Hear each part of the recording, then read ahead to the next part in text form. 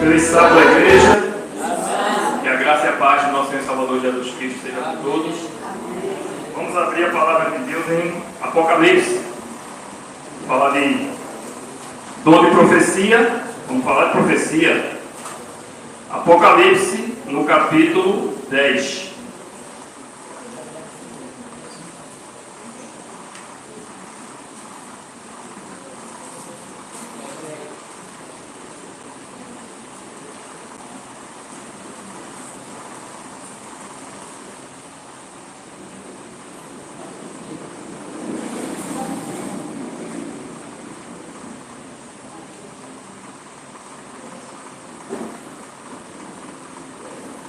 Todos acharam?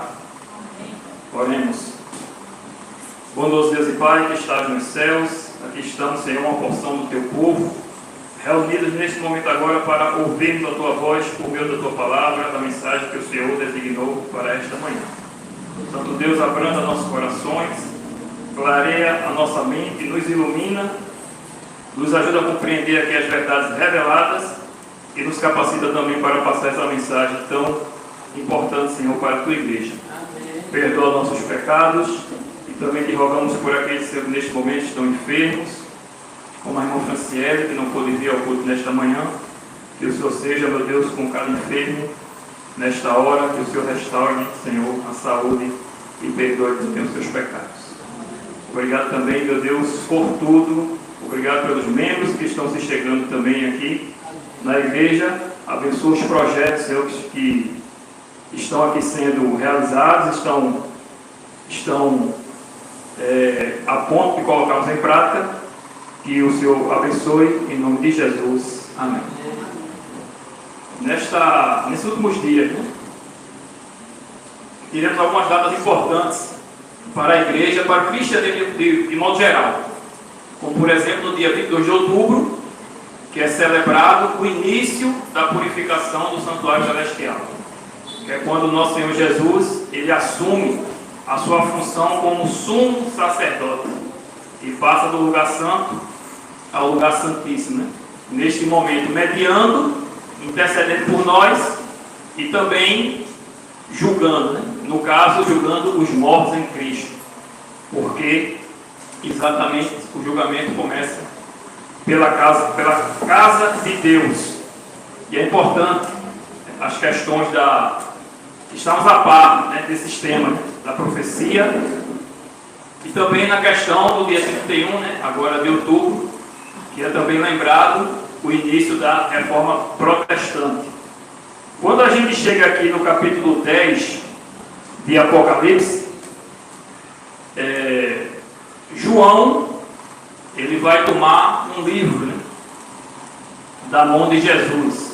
Aqui fala que é um anjo, né, mas anjo se refere aqui a Jesus Cristo, que é um mensageiro, por todas as características que envolve esse tema, a questão do próprio livro, né, que só ele podia abrir esse livro. Enfim, João, ele, aqui no Apocalipse, quando a gente estuda a Bíblia também, é importante a gente tentar entrar na história, compreender, né, a mente do autor, o que ele escreveu, para quem ele escreveu, por que se designou aquilo dali. E quando a gente entra no personagem, né, especialmente em João, a gente vê já no capítulo 1, quando João tem a visão de Jesus no santuário, ele estava ali exilado na ilha de Patmos, e ali ele tem aquela revelação de Jesus Cristo, ele vê Jesus Cristo ali no santuário, no capítulo 1. No capítulo 2 e 3, ele vê as fases da igreja, o que a igreja ia enfrentar ao longo dos séculos. No capítulo 4 e 5, ele tem ali a sala da audiência divina, a sala do trono, inclusive o livrinho selado, né, na mão do Pai, e Jesus adentra aquela sala e toma o livro da mão do Pai, porque só ele era digno de abrir o livro e desatar os seus selos, né, a parte selada do livro de Daniel, que só seria entendida no tempo do fim, exatamente após 1798, quando o Papa seria disposto, né, do seu reinado, preso ali por mandato de Napoleão. E ali depois, no capítulo 6, João vê o livro começa a ser descelado, né? João vê as coisas que passam a ser reveladas. Chegando no capítulo 7, João vê a visão dos 144 mil e também a visão dos glorificados, aquela grande multidão que ninguém podia contar, né, de salvos. Capítulo 8 e 9 fala das trombetas, e aí chegando no capítulo 10, juntamente um simbolismo para a experiência do que o povo de Deus iria passar no ano de 1844, por exemplo, né? Porque naquela época, antes, né, um pouco, né, quando a igreja de Roma dominava o mundo, as Bíblias elas eram proibidas, né? O povo leigo não era permitido ter acesso à Bíblia.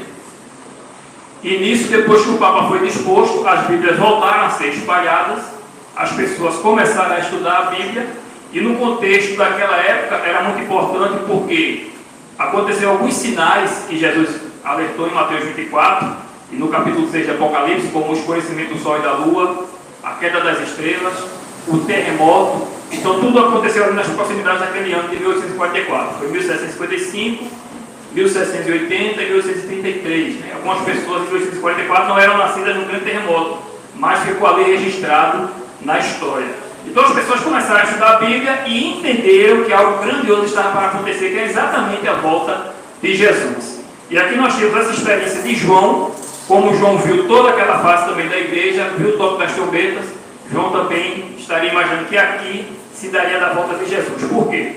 Quando a gente chega no verso 8, é dito: a voz que eu vi vinda do céu estava falando comigo dizendo: vai, toma o livro que se acha aberta na mão do anjo, em pé sobre o mar e sobre a terra, mostrando ali a sua autoridade sobre os eventos, sobre o mar, sobre a terra, sobre o planeta. Verso 9: fui, pois, ao anjo, dizendo-lhe que me desse um livrinho. Ele então me falou: toma e come-o. Certamente ele será amargo ao teu estômago, mas na tua boca doce como mel. Ou seja, come o livro, devora o livro, né? Significa leia o livro, estude o livro. Jeremias, quando ouviu as palavras de Deus, disse: assim que ouvi as tuas palavras, né, logo as comi. Ou seja, é uma conotação boa. No verso 10 ele vai dizer: tomei o livrinho da mão do anjo e o comi, e na minha boca era doce como mel. Quando, porém, eu comi, o meu estômago ficou amargo. Por quê? Porque a volta de Jesus, as profecias sobre a volta de Jesus, a mensagem da volta de Jesus, ela foi doce na vida daqueles que estudaram as profecias e passaram a entender.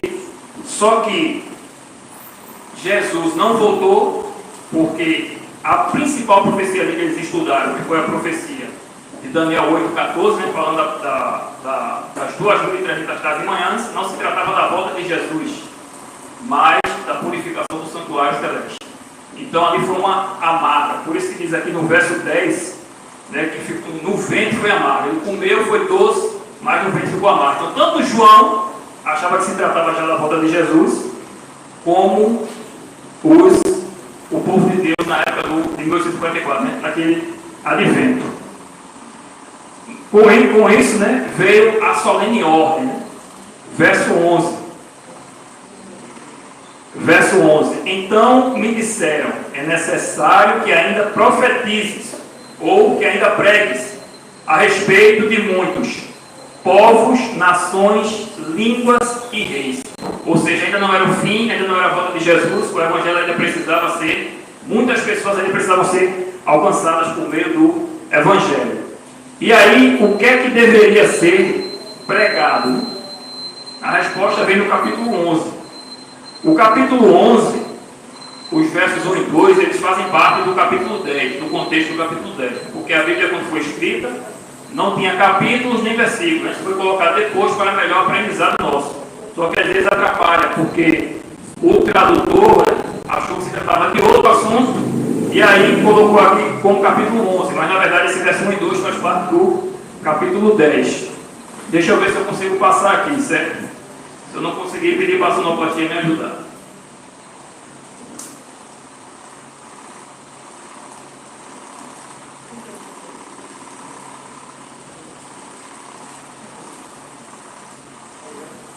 Tá ligado? Preciso aí. Tem um esperei, tem outro. Achei que só gostei da sua mão.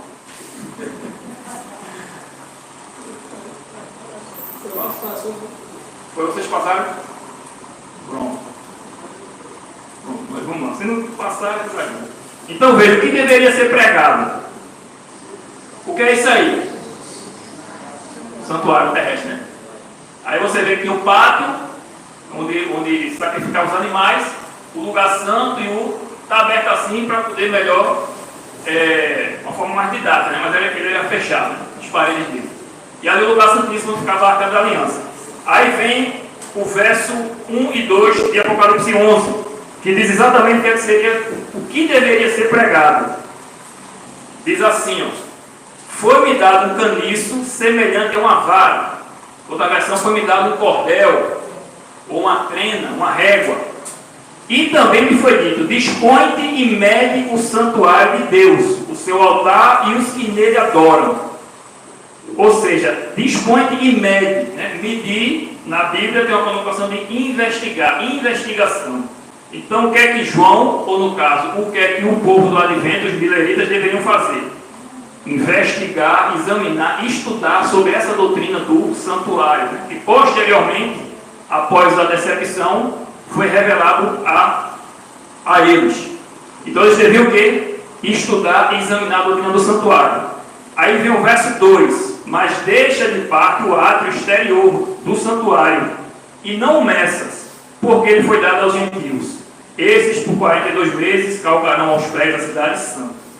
Por que deixa de fora a parte exterior do átrio, né? Que devia ser pisado pelos gentios?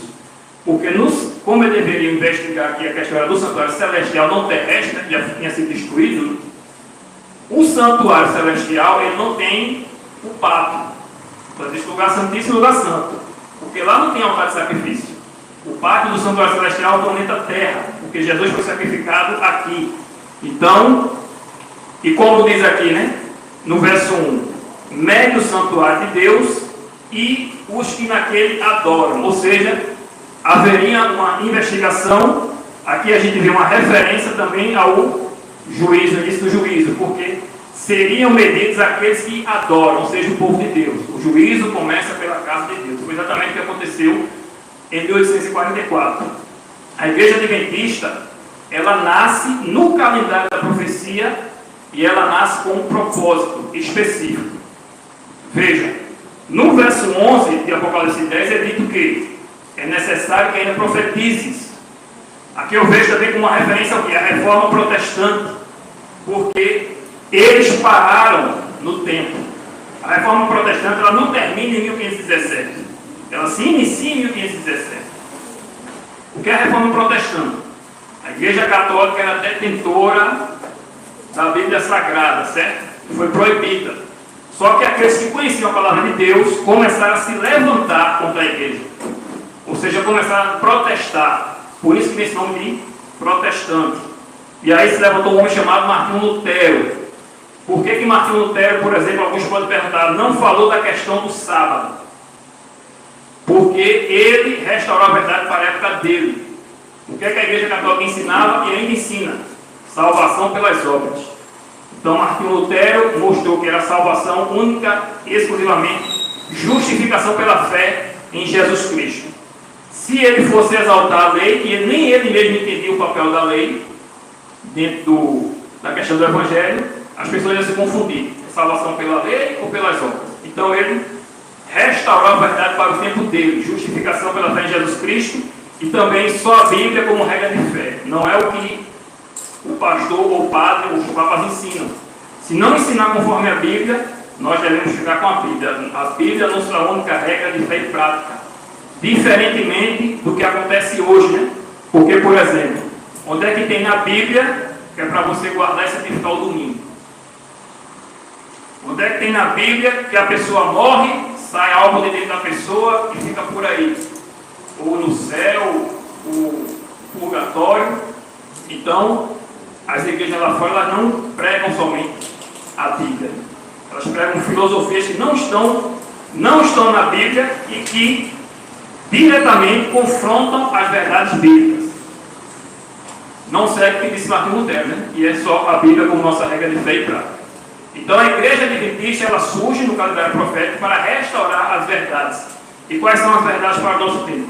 Exatamente a questão do santuário, a doutrina do santuário, né? Deus tem um santuário, Jesus Cristo é que ministra por nós, mas a Igreja de Roma, por exemplo, institui um falso sistema, copiando tanto o santuário terrestre, como também a questão do paganismo, e coloca um homem como se fosse o sucessor de Jesus Cristo na terra, mas o sucessor de Jesus Cristo na terra é o Espírito Santo. Então a igreja ela nasce para restaurar as verdades, né? A igreja deveria ser distinta, diferente de tudo, tanto do mundo como das demais igrejas. E a igreja ela nasceu com esse propósito de alertar as pessoas, no tocando, por exemplo, a Apocalipse 14, que fala das 3 mensagens angélicas, e fala da questão de adorar somente a Deus e não receber a marca, para não receber a marca da besta, alertar o mundo sobre isso e preparar um povo. Alertar os que estão lá fora e preparar o povo, que é o povo que está aqui dentro, para estar em pé naquele grande dia, quando vier aquela tentação que vai vir sobre todo mundo, de não poder comprar nem vender, a não ser aquele que aceita a marca da besta. Em Apocalipse 12, por exemplo, uma das marcas, né, que caracteriza a igreja, ou o povo remanescente do fim, exatamente, é a profecia. Apocalipse 12, 17, está escrito: irou-se o dragão contra a mulher e foi pelejar com os restantes da sua descendência, os que guardam os mandamentos de Deus e têm o testemunho de Jesus. Então o povo remanescente do fim, ele seria caracterizado tanto por guardar os mandamentos de Deus, por pregar o evangelho eterno, que não é um evangelho manco nem deficiente, né? O evangelho tem 10 mandamentos, não são 9 apenas, que não foram mudados. E ela tem essa questão do testemunho de Jesus. Deixa eu ver se eu consigo aqui, certo? Porque essa questão do testemunho de Jesus, pode passar aí, por favor. Ela é corriqueira ou frequente na Bíblia e no Antigo Testamento, no Apocalipse, certo? Por exemplo, Provérbios 29, 18, você vai encontrar lá a questão da profecia e da lei. Você vai encontrar em Isaías também a questão do testemunho e da lei. Apocalipse, alguns versos aí, tem mais, certo? Apocalipse 1, verso 1 e 2, 5, 9, Apocalipse 2, verso 8, Apocalipse 12, 17, que a gente lê, e Apocalipse 19, 10, que explica que o testemunho de Jesus é o espírito de profecia, ou, no caso, o dom de profecia. Pode passar. Aí tem um princípio básico, né, de Deus. Diz aí a palavra: certamente o Senhor Jeová não fará coisa alguma sem ter revelado o seu segredo aos seus servos, os profetas. Então nunca foi plano de Deus deixar o seu povo sem profecia. Quando Deus foi destruir Sodoma e Gomorra, ele avisou a Abraão: porque o Senhor não fará coisa alguma sem antes revelar o seu segredo aos seus servos, os profetas. Passa aí, Alan, por favor. Veja, a profecia, o dom profético, ele tem um papel importante na Bíblia, né? Ao longo da história da humanidade, na verdade, do povo de Deus. Ele tem um papel importante. Por exemplo, pelo menos 5 passagens do Novo Testamento fala dos dons da igreja, né? Que o Espírito Santo concede à igreja. E nas 5 passagens, todas elas falam do dom de profecia. E é um papel tão importante, o dom de profecia, que depois do amor, Paulo fala que esse é o dom mais importante. Aí você tem alguns objetivos do dom de profecia: prestar assistência aos santos, auxílio na obra missionária. Por exemplo, Paulo, Barnabé, Silas foram separados pelo Espírito Santo para a obra, edificar a igreja, unir e proteger a igreja contra falsas doutrinas, confirmar a fé em tempos de controvérsias, advertir quanto a dificuldades futuras. Aí tem algumas passagens bíblicas, não necessariamente na ordem dos objetivos da lei, mas relatando um pouco do ministério do dom de profecia. E nisso entra os últimos dias, certo? Quando entra, por exemplo, a questão de Apocalipse 13. Como já dito, né, o Senhor Jeová não fará coisa alguma sem antes revelar seu segredo aos seus servos, os profetas. No capítulo 12 a gente vê a perseguição. A gente vê no último verso do capítulo 12 que o diabo está irado contra esse povo que guarda os mandamentos de Deus e tem o testemunho de Jesus. E diz mais aqui que o diabo, no verso 17, se pôs em pé sobre a areia do mar. A terra engoliu as águas contra a mulher, mas só que no verso 17 diz, né, que o dragão se pôs em pé sobre a areia do mar. E o que é que o dragão vai fazer agora? Que é Satanás. Ele vai levantar o poder do mar e vai levantar o poder da terra.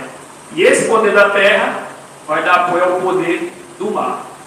E aí você vê lá no livro do Grande Conflito, onde explica quem é esse poder que surge do mar e também quem é esse poder que surge da terra. E você vê também que esse poder, a Bíblia diz lá em Daniel 7, ele tentaria mudar os tempos e a lei. E quando chega em Apocalipse 13, a gente vê que a besta que surge do mar, ela sofre uma ferida de morte, mas ela é restaurada. E a gente vai ver na história e identifica esse poder como o papado, né? O sistema papal. E aí Ellen White fala que a besta da terra do Estado da América vai dar de novo autoridade exatamente ao papado.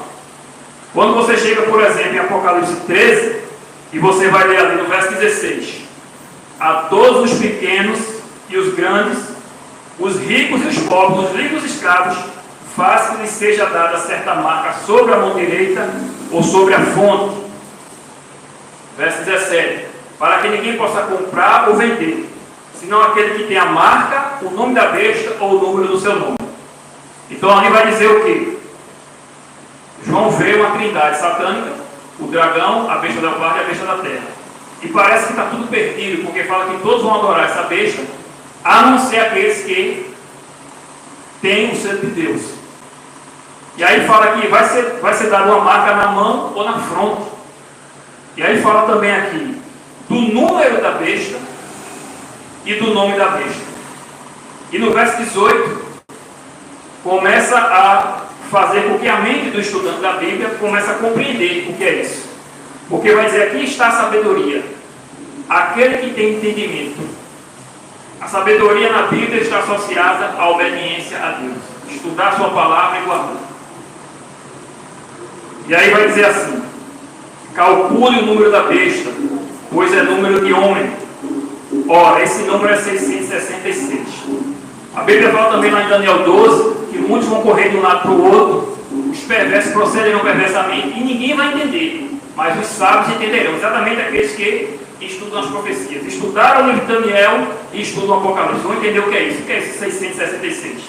Aqui não é um cálculo matemático e, ainda que fosse, o resultado já está dito aqui, 666.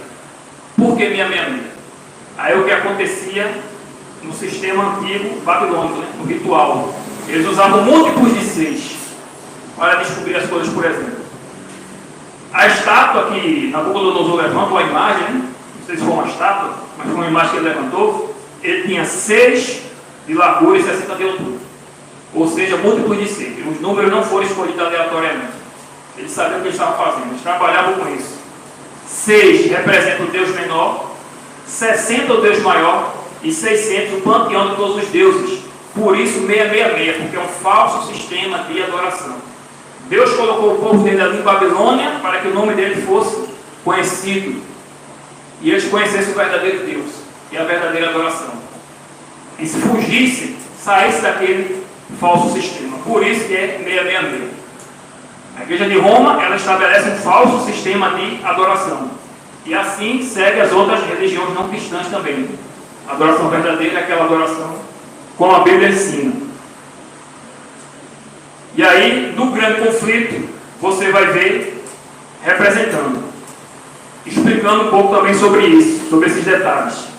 Em Apocalipse 14, aliás, antes de Apocalipse 14, só para falar sobre a questão da marca na fronte ou na mão, é tudo uma falsificação do que Deus faz com o seu povo. Por exemplo, Moisés exortou o povo lá em Deuteronômio a colocar a lei de Deus na mente e amarrá-la na mão. É tudo um simbolismo, na mente, entendimento, e na mão obra, né? Porque vai fazer Então a besta falsifica. O nome na Bíblia está associado ao caráter. Os nomes na Bíblia muitas vezes foram mudados, né? Porque está associado ao caráter. O número a gente já viu, né? Porque é um falso sistema de adoração. E aí vem a marca. E as pessoas lá fora ficam quebrando a cabeça para saber qual é a marca da besta, só que elas não sabem nem quem é a besta. Mas nós sabemos quem é a besta. A igreja de Roma, o sistema papal. Se a besta tem uma marca e ela falsifica as coisas de Deus, é porque Deus também tem uma marca, um sinal para o seu povo, que é exatamente o dia de sábado. Então a besta também teria o seu dia especial, que é exatamente o domingo. Qual é a marca de autoridade da igreja de Roma no mundo? Não é a devoção a Maria ou qualquer outro dogma, mas é exatamente o domingo. E as outras igrejas aceitam o domingo como dia de repouso, sem base nenhuma na Bíblia Sagrada. Aí quando chega em Apocalipse 14, João vê aquela perseguição de Apocalipse 13, e em Apocalipse 14, ele já vê uma cena gloriosa, né? Os salvos ali. Só que os salvos têm uma mensagem para dar um nome, tem um alerta. E no verso 13, às vezes é despercebido quando a gente lê o Apocalipse 14, mas tem uma promessa aqui para aqueles que porventura estejam com medo daquele grande dia, né? Porque vão ser proibidos de comprar e vender, consequentemente vão ter medo de passar fome. Mas aqui tem uma promessa, no verso 13. Então ouvi uma voz do céu dizendo: escreve, bem-aventurados os mortos, que desde agora morrem no Senhor. Sim, diz o Espírito, para que descanse das suas fadigas, pois as suas obras os acompanham. Mas aqui não é apenas uma promessa para aqueles que morrem em Cristo. Aqui existe um adicional, um grupo específico, eu diria assim, pois as suas obras os acompanham. Passa aí, por favor, o slide. Veja bem, eu fui procurar no original grego, né? O que é essa palavra acompanha. Pode passar. E aí, eu não vou arriscar ler, certo? Ali tem a pronúncia, eu não vou arriscar aqui ler. Mas essa palavrinha significa isso aí, ó. O 1 e o 2 aí está dizendo: seguir alguém que precede, juntar-se a ele como seu assistente, acompanhá-lo, juntar-se a alguém como discípulo, tornar-se seu discípulo, dar apoio ao seu partido, ao seu ministério. Ou seja, as obras dão testemunho. O que é que acontece? Como foi dito, Deus nunca planejou que seu povo ficasse sem instrução, sem profecia. Na Bíblia existe um espaço de tempo, né? E tem uma teoria que diz assim, que são os 400 anos de silêncio de Deus, que é de Malaquias, que é o último livro da Bíblia, o último profeta, até o Novo Testamento. Ali a gente vai ver Simeão, Ana, vai ver João Batista. Então diz que Deus passou ali 400 anos em silêncio. Por quê? Porque Deus não teria se revelado a profeta, né? Não foi escrito mais nenhum livro durante este tempo.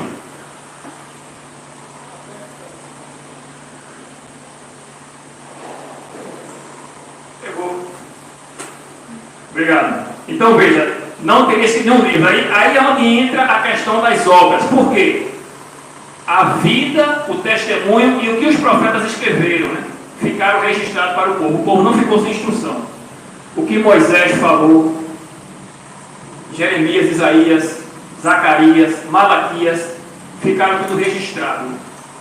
Então Deus não estava em silêncio. É como diz os testemunhos, é o pregador mudo. Está lá o livro. Basta a pessoa ler. E aí o que é que acontece? Quando chega em 1844, Deus levanta Ellen White. Ela não tinha nem a quarta série, certo? Isso é impressionante, por quê? Porque ela escreveu sobre vários temas, inclusive ela escreveu pouco sobre profecia, muito mais sobre a vida diária das pessoas, inclusive sobre saúde. Como é que ela poderia saber tanto de saúde se não fosse o Espírito Santo que revelou a ela? Suas profecias e visões abrangem vida pessoal, familiar, religião, educação e saúde. Tudo sempre voltado para Jesus Cristo. As escolas, hospitais, casas editoras foram frutos de revelações que ela teve das suas orientações, né? as coisas que a igreja tem. Seu ministério profético durou cerca de 70 anos e ela faleceu em 1915. Seus escritos não foram dados para substituir a Bíblia, mas para nos levar a ela, possibilitando-nos melhor compreensão de suas mensagens. Todos os escritos dela, você vai ver em várias passagens bíblicas. Foram dezenas de milhares de passagens bíblicas. Se você ler os escritos de Ellen White com a Bíblia de lado, você vai ver que você vai ler mais a Bíblia do que as próprias coisas que ela escreveu, porque tem muita passagem bíblica ali. Então veja, ela faleceu em 1915, mas o que aconteceu? As suas obras a acompanham. Tanto o seu testemunho de vida, como aquilo que ela deixou escrito. Ali a explicação ainda, do termo grego, as obras não testemunho, é o que significa Apocalipse 14, 13. Aí tem alguns comentários sobre a importância de ler os escritos de Ellen White. Diz assim: a igreja do Êxodo, ou seja, para a igreja do Êxodo, quando Deus tirou o povo lá do Egito, Deus concedeu o dom profético a fim de organizar, instruir e guiar seu povo. Está lá no testemunho de Estevão, Atos 7, verso 38. Mas o Senhor, por meio do profeta, fez subir a Israel do Egito, e por um profeta foi ele guardado. Oséias 12, verso 13. Não deve constituir surpresa, portanto, o fato de encontrarmos um profeta no meio do povo que se acha envolvido no último êxodo, o escape do planeta Terra. Ou seja, na última geração, na Odisseia, você vê lá, por exemplo, nas cartas às igrejas, que existia 7 candelabros e um azeite, ou 7 recipientes de azeite, porque o azeite alimentava todos os 7 recipientes, ou seja, é um espírito para toda a igreja. Todas as fases da igreja, o Espírito Santo se fez presente. Não ia ser diferente em Laodiceia, que significa, inclusive, povo do juízo, povo julgado.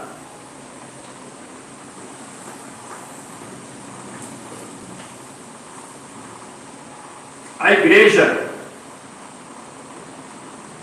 auxílio da crise final. As Escrituras declaram que o povo de Deus experimentará nos últimos dias da história terrestre a plenitude da ira do satânico poder do dragão, como a gente viu em Apocalipse 12, 17. Ele vai tentar de tudo, fazer o povo de Deus desonrar a Deus e o trair, e a base da força e da violência.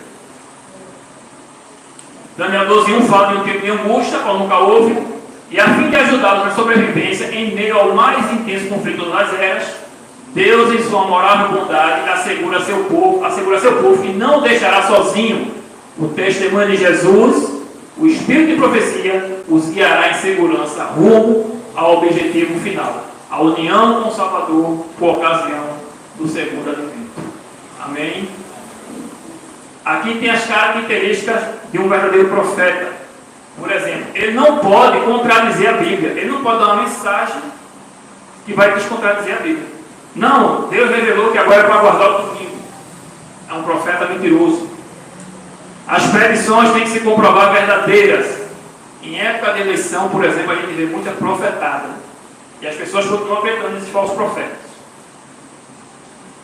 Tem que reconhecer a divindade de Cristo. Por exemplo, o profeta das Testemunhas de Jeová não reconhece a divindade de Cristo. E os frutos que o profeta produz, ou seja, o seu testemunho de vida.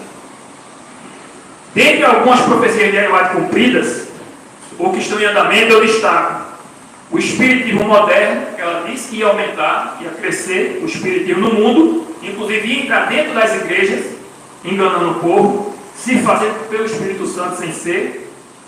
A união dos evangélicos com os católicos, porque na época existia muita rixa, uma separação entre crente e católico. Hoje em dia até mudou o nome, né? Não se diz mais crente nem protestante, se diz evangélico. Mudou até o nome. E também, deixa eu ver outro aqui, a ascensão papal e dos Estados Unidos no tempo do fim, como relata em Apocalipse 13. Ela explica lá no livro grande, Conflito.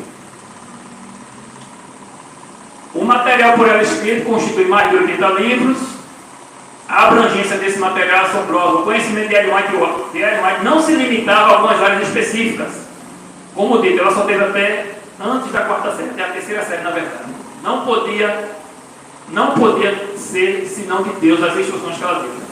O Senhor lhe transmitiu conselho em assuntos como saúde, educação, vida familiar, temperança, evangelismo, ministério de publicações, dieta adequada, obra médica e muitas outras áreas. Talvez os seus escritos no campo de saúde tenham sido os mais extraordinários, uma vez que a iluminação por ela recebida em parte há mais de um século tem sido comprovada através da moderna ciência. Coisas que ela escreveu antigamente, que as pessoas diziam que era um absurdo, hoje em dia a ciência comprova como verdade. E embora seus muitos escritos sejam dirigidos à igreja adventista, vastas porções dos mesmos têm sido apreciados pelo público em geral. Por exemplo, Caminho a Cristo, mais de 500 milhões de exemplares já foram vendidos, publicados. A sua obra mais completa, O Conflito dos Séculos, onde tem também ali o Grande Conflito, Patriarcas e Profetas, O Desejado de Todas as Nações, pessoas do mundo, né, inteiro têm lido seus escritos, o impacto de seus escritos sobre os indivíduos. Aí fala de uma pesquisa nos Estados Unidos sobre aqueles adventistas que estudam os escritos de Ellen White e os que não estudam. Os que estudam os escritos de Ellen White, ali perto do finalzinho ali, demonstraram-se mais dispostos a gastar em favor do evangelismo público e contribuem de modo mais significativo com os projetos missionários locais. Sentem-se melhor preparados para testemunhar e efetivamente engajam-se mais em pregação e programas comunitários. São mais inclinados a estudar a Bíblia diariamente, a orar em favor das pessoas, a reunir-se em grupos de comunhão e a desenvolver o culto familiar diário. Então, só pensam, Deus deixou.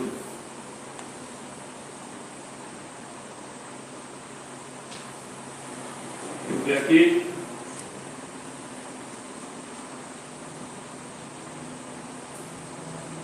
Aí diz, né, o que ela própria escreveu. O fato que Deus revelou sua vontade aos homens por meio de sua palavra não tornou desnecessária a contínua presença e direção do Espírito Santo. Ao contrário, o Espírito foi prometido por nosso Salvador para aclarar a palavra a seus servos, para iluminar e aplicar seus ensinos. Ninguém pode compreender a Bíblia senão pela iluminação do Espírito Santo.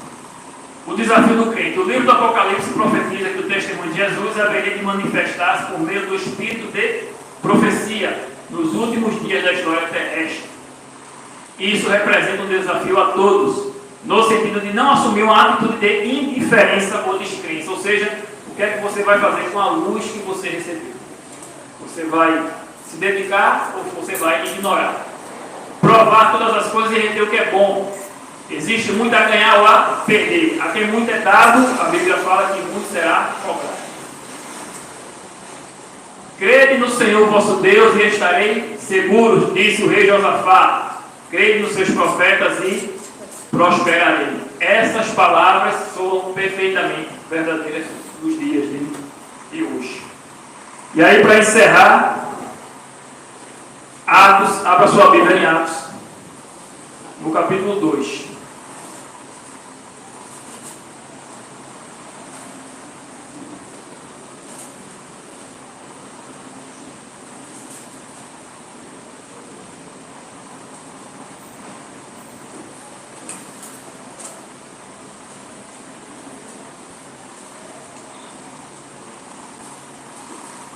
Agora fazendo um exercício mental. Veja, a gente viu na teoria a importância dos escritos de Ellen White. E os escritos dela sempre exaltam a pessoa de Cristo. Quando você lê, eu não sei quantos já leram, né? Eu já li alguns livros, mas a gente fica impressionado quando lê o Desejado de Todas as Nações. Vida de Jesus, a ciência do conviver. É realmente algo impressionante e nos leva exatamente à Bíblia. Dá-nos detalhes de coisas que passam despercebidas. Todos nós, de alguma forma, temos os nossos gostos, né? Alguns, por exemplo, e hoje em dia, na realidade, quando a gente estuda a Bíblia e a gente vê e estuda a história da igreja também, os pioneiros, etc., a vida dos apóstolos, dos profetas, e ver que a igreja foi levantada realmente para ser um povo distinto em tudo, no vestir, no comer, no falar, na literatura, na mensagem, no entretenimento. Então veja, na prática, a pessoa, por exemplo, que gosta de futebol, ou a pessoa que gosta de assistir filme, né? Não aquele filme educativo, ou até mesmo um filmezinho bom, que você pode assistir, um filme gosta, vamos dizer assim. Mas a pergunta é, quando a gente termina de assistir esse tipo de coisa, a gente fica com mais vontade de ler a Bíblia? Nos edifica alguma coisa? Eu fico com o sentimento de que eu perdi meu tempo. Agora, quando a gente lê os escritos de Ellen White, aí sim a gente fica mais desejoso, inclusive, de receber o Espírito Santo e de buscar o Espírito Santo. A reforma de saúde, ela é uma reforma também mental. Aliás, ela começa na mente, porque Paulo fala que é uma renovação da mente. Se abster das coisas do mundo. Então, a sua mente precisa ser renovada para que o Espírito Santo habite. E você tem que tirar tudo aquilo que não agrada a Deus. Confessar seus pecados, pedir a Deus que lhe mostre ainda onde está errando, o que é que precisa ser tirado da sua vida, para que o Espírito Santo possa entrar com plenitude.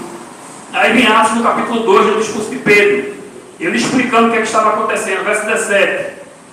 E acontecerá nos últimos dias, diz o Senhor, que derramarei o meu Espírito sobre toda a carne. Vossos filhos e vossas filhas profetizarão. Vossos jovens terão visões e sonharão. Vossos velhos sonharão vossos velhos. Verso 18. Até sobre os meus servos e sobre as minhas servas derramarei o meu Espírito. Naqueles dias e profetizarão. O que aconteceu no Pentecostes foi apenas um vislumbre do que Deus fará no tempo do fim. E essa promessa é prometida exatamente também para o tempo do fim. Verso 38. Respondeu-lhes Pedro: arrependei-vos, e cada um de vós seja batizados em nome de Jesus Cristo, para a remissão dos vossos pecados, e recebereis o quê? O dom do Espírito Santo. Pois, para quem é a promessa? Para vós outros é a promessa, para vossos filhos, para todos os que ainda estão longe, isto é, para quantos o Senhor nosso Deus chamar. Você acha que foi chamado por Deus? Você está aqui hoje porque você simplesmente quer ouvir a palavra de Deus, cantar louvor, se distrair dos problemas, ou porque você foi chamado por Deus? É aí onde entra também os escritos de Ellen White, que ela diz que Jesus Cristo é o mesmo, o Espírito Santo é o mesmo e a promessa é a mesma. E Jesus está desejoso de derramar sobre os seus filhos, sobre a igreja, o Espírito Santo, como ele fez no passado. E o Espírito Santo está desejoso também de habitar em nós. Mas existe uma tarefa a fazer. E ela diz: por que não é derramado? Porque a promessa não é apreciada como deveria.